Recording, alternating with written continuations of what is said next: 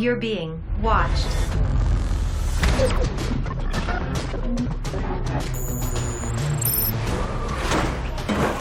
It's really happening. Oh my.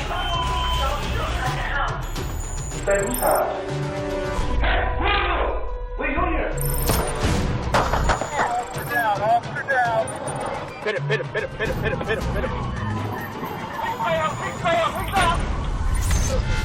Hosted by Sean Sticks Larkin. You know you're on camera, right? Welcome to Crime Cam 24/7. Following the legalization of marijuana in Oregon in 2015, dispensaries were required to install 24-hour video surveillance systems at each location. Those cameras are put in place to regulate the industry and deter criminal activity, and with good reason. As you'll see in this next bit of footage, not all pot users are as laid back as you'd think.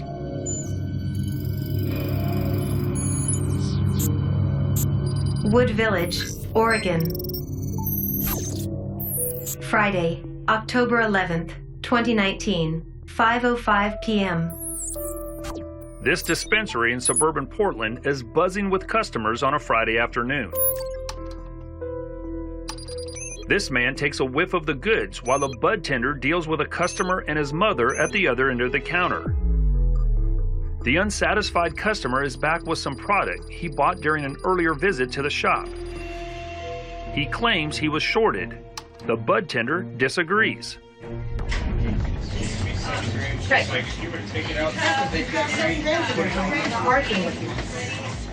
Our scale is done directly to our register. We have no way to manipulate that. This mother and son duo want a refund for what they claim is missing product. I don't know. This is certified by the states. I am not going to do a return for money. The employee makes it clear there will be no refund. But you have a receipt that shows you were sold $7 grand. You have a sticker here that shows you were sold $7 grand. Because returns are redone. You do returns, right? Prorated value, and he didn't even use anything up. So why won't you return Because it? you're coming under false pretenses. The unhappy customer resorts to the classic question from disgruntled customers. Right. And, Kid, you got a manager in here? I am authority in charge of that stuff. I am not doing a return. You can choose to argue or you can choose to shop somewhere else. Either way, I'm not doing a return. The man fiddles with the bag of weed while weighing his options, and then makes his move.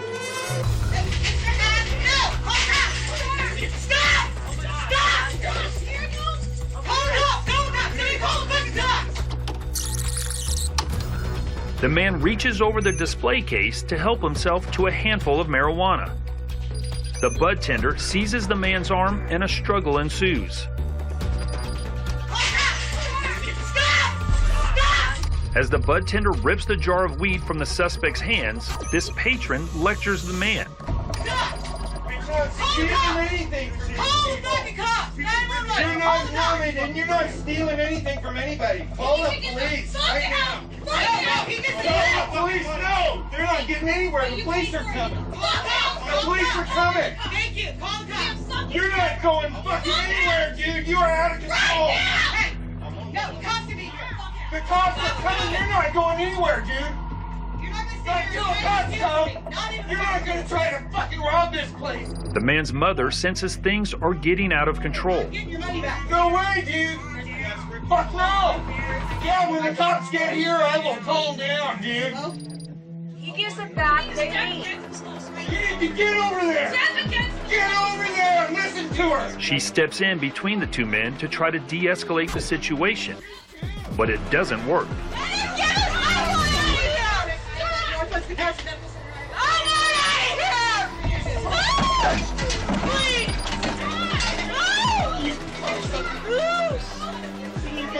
The mother attempts to break up the fight, but it's no use. He makes a break for the exit, knocking over the tip jar in the process. You better fucking run, son of a bitch. Police caught the suspect, identified as 30-year-old Daniel Applegate, later the same day. He was booked into the Multnomah County Jail and charged with robbery, assault, criminal mischief, and interfering with a police officer. He was found guilty of assault and criminal mischief and sentenced to 7 months in jail. Los Angeles could be considered the police chase capital of the world, with an average of 1,000 chases each year. And some of those chases present unique challenges, like this next one, which involves a driver and a vehicle that both seem unstoppable.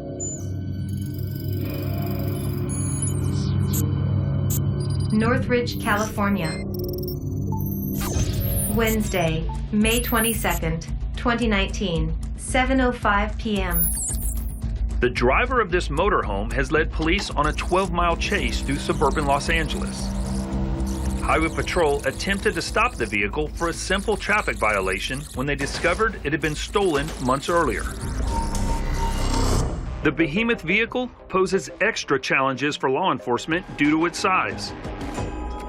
A Fleetwood Southwind motorhome is 33 feet long, equipped with twin 100-gallon tanks for fuel and fresh water. The coach weighs in at 18,430 pounds and is capable of a top speed of 85 miles per hour. As police continue to pursue at a safe distance, the driver maneuvers the RV into a shopping mall parking lot. With limited room and options, it appears the chase may be coming to an end.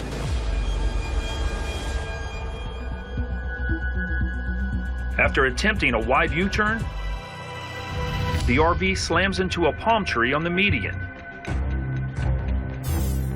The impact tears away the windshield and the passenger door of the RV. But the driver manages to get out of the tight spot and back onto the open road.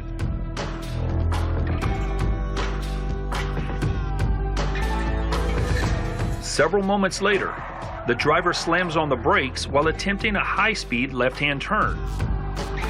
Despite a gaping hole in the vehicle and police close behind, the driver won't give up. But this out-of-control joyride might be too much for at least one passenger.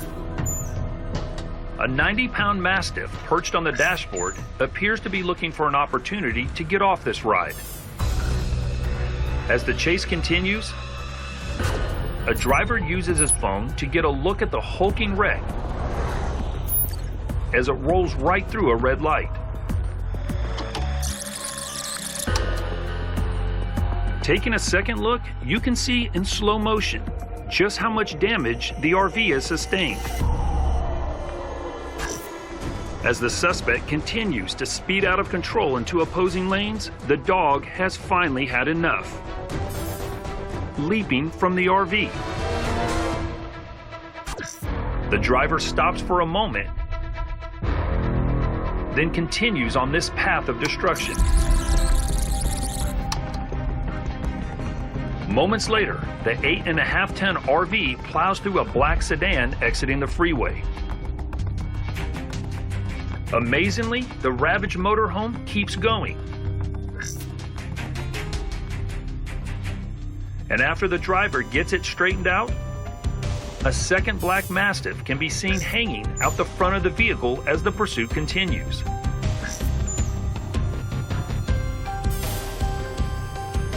A moment later, the suspect's luck runs out. Without control over steering the RV, the driver smashes into a white sedan backing out of a driveway. But the suspect refuses to give up. The driver of the motorhome flees on foot, with the black dog on her heels.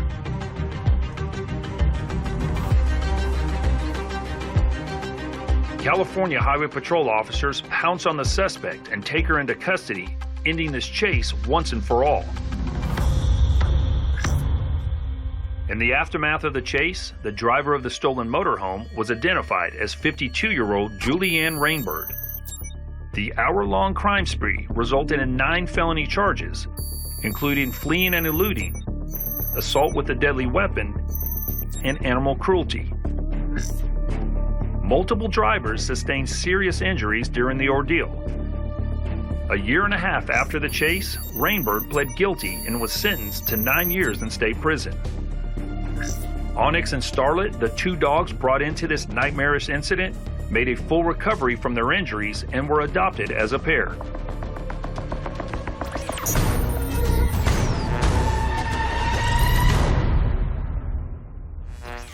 Prepare for next feed.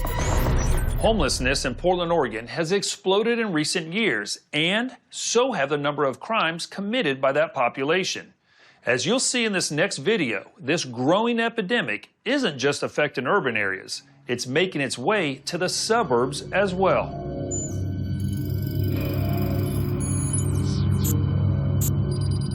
Portland, Oregon.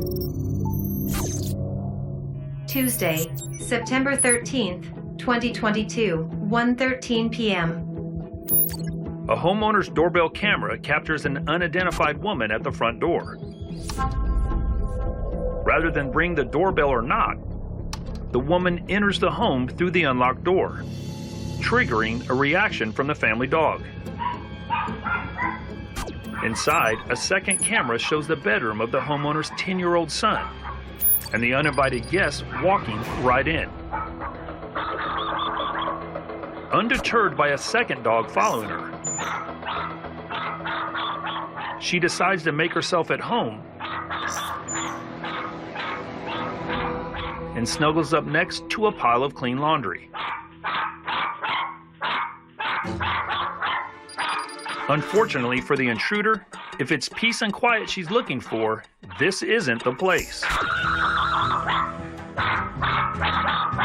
Off camera, the dog's relentless barking catches the attention of the homeowner, who's been outside the house talking on her phone. Instead of hanging up, she can be heard continuing her conversation as she approaches the bedroom. Both dogs then enter the room. Then, jump onto the bed with a stranger. What is your problem? When the homeowner walks in to investigate the commotion, she actually thinks it's her husband in the bed playing a trick on her. Oh my God, Justin. But after a closer look, it finally occurs to her there's a stranger on her son's bed. Gail? She expresses her shock to the person on the other end of the line. There is a homeless man on Karen's bed in his room. Hearing the phone conversation, the woman sits up and furiously screams obscenities at the homeowner. You need to go. Get the fuck out of the house, bitch. Just get the fuck out of here. Go. She then bends down to pick up a large storage ottoman.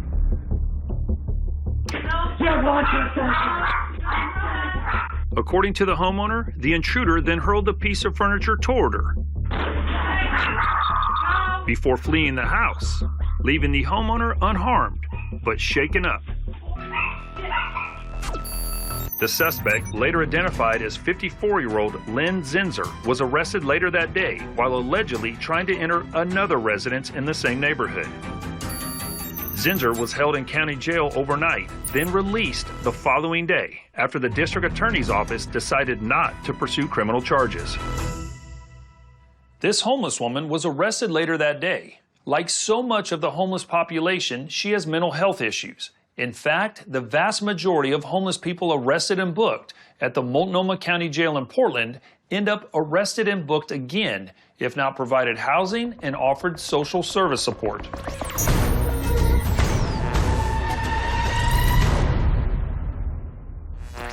Prepare for more feeds.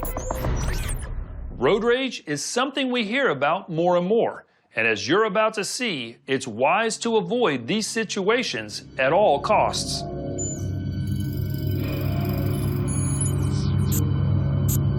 Miami, Florida. Monday, June 21st, 2021, 6:55 a.m. It's rush hour in Miami-Dade County. Eric Popper is on his way to work at the Miami Beach Fire Department. As he changes lanes on I-95, the rear-facing license plate camera of his car shows a black sedan he just cut in front of. The driver lets Popper know he's not happy with his move by laying into the horn. Popper responds by brake checking the other driver.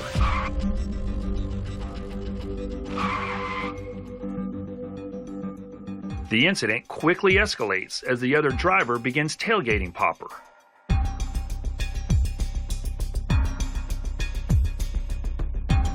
Popper lifts his center console, then opens a safe contained within, revealing a handgun. Popper tracks the other driver in the rearview mirror. He then positions his weapon as he gets a closer look in the side view mirror. A dash camera from another driver on the freeway captures the tailgating driver approaching on Popper's passenger side.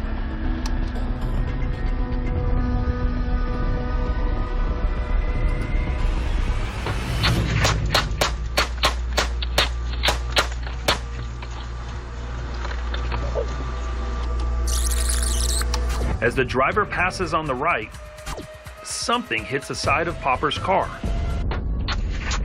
In response, Popper empties his gun through the windows of his vehicle. The tailgating driver cuts across several lanes of traffic and speeds off. Popper removes the magazine from his weapon and continues driving, digging around in the console safe for another magazine of ammunition. Moments later, he pulls over, reloads his weapon, and calls police. Miami Dade Police and Fire, where's your emergency? Yes, I'm on the 95, exit 10B, heading southbound, right before you get off the exit. Okay, and what happened then? I was just shot at, my car was hit, I returned fire back at the individual. Florida Highway Patrol investigated the incident and determined no one was injured by gunfire. The driver of the other vehicle reported to police that he threw a water bottle at Popper's car. He had no weapon.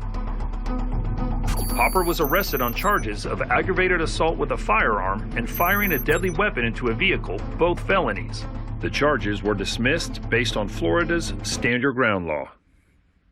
In this next video, you'll see how officers working in the dark with almost no visibility must trust their four-legged colleague to take the lead in a manhunt. A well-trained canine, like you're about to see, has an amazing ability to get their man, no matter where he may be hiding.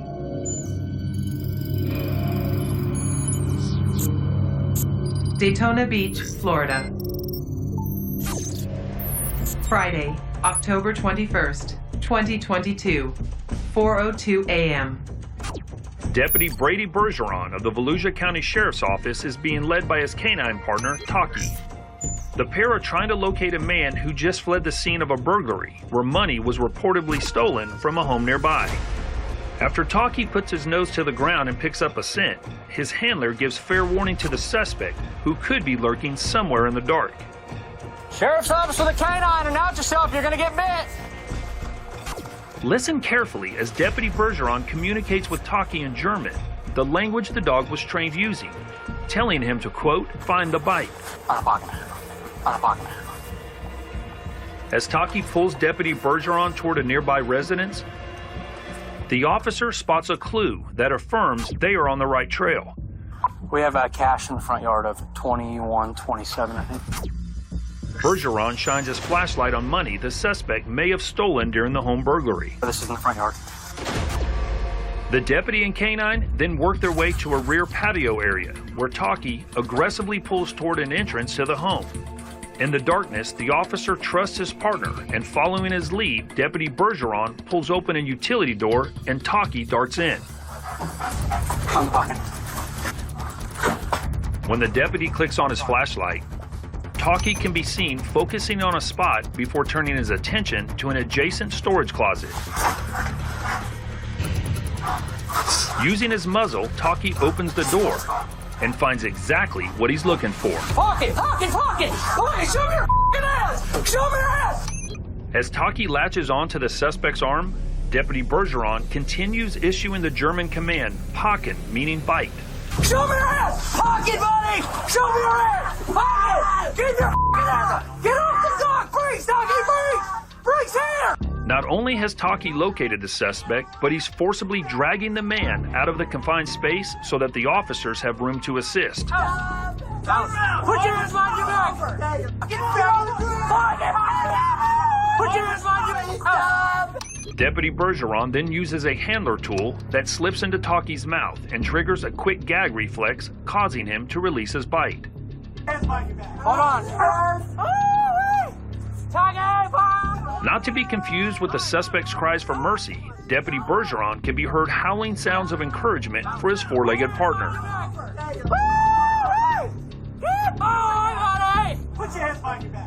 As officers get the suspect into handcuffs, Deputy Bergeron lets loose with more positive reinforcements, an essential part of Talkie's on-the-job training. Good boy, Talkie man, yeah! Woo! Watch him, buddy! Oh, yeah, let's get boy! The suspect was identified as 37-year-old John Winter. He was treated on scene for minor dog bites and charged with burglary and resisting an officer without violence. Investigators later determined Winter did not actually steal any money from the residence, and the state's attorney chose not to prosecute the case. You the man, Bubbas! Have you captured a crime on camera? Please send your videos and tips to crimecam247@lawnews.com.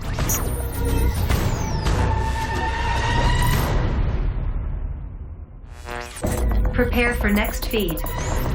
When officers engage in vehicle pursuits, they often don't know who's behind the wheel or what potential dangers lie ahead. But once a stop is made, reality can come into stark focus.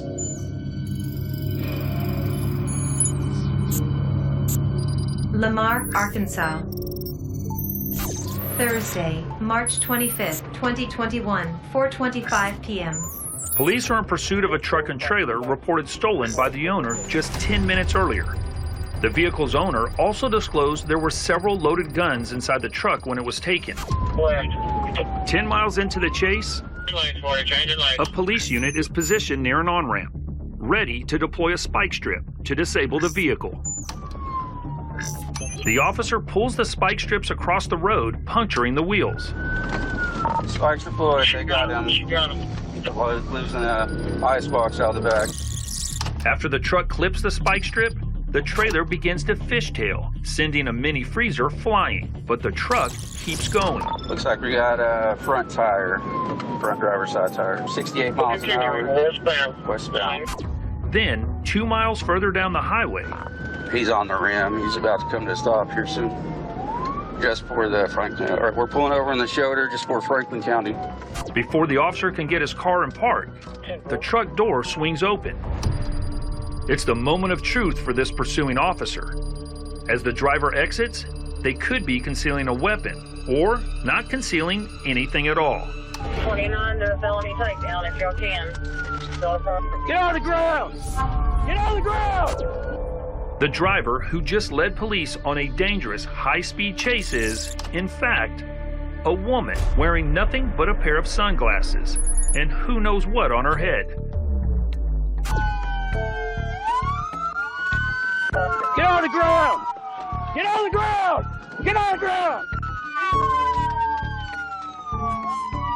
The suspect, later identified as 48-year-old Deidre Lewis, was charged with aggravated assault, theft, reckless driving, and fleeing. Ooh. Yes, police work can be dangerous, but also on occasion, just a bit cheeky. That's it for this edition of Crime Cam 24/7. I'm Sean Sticks Larkin, and thanks for watching.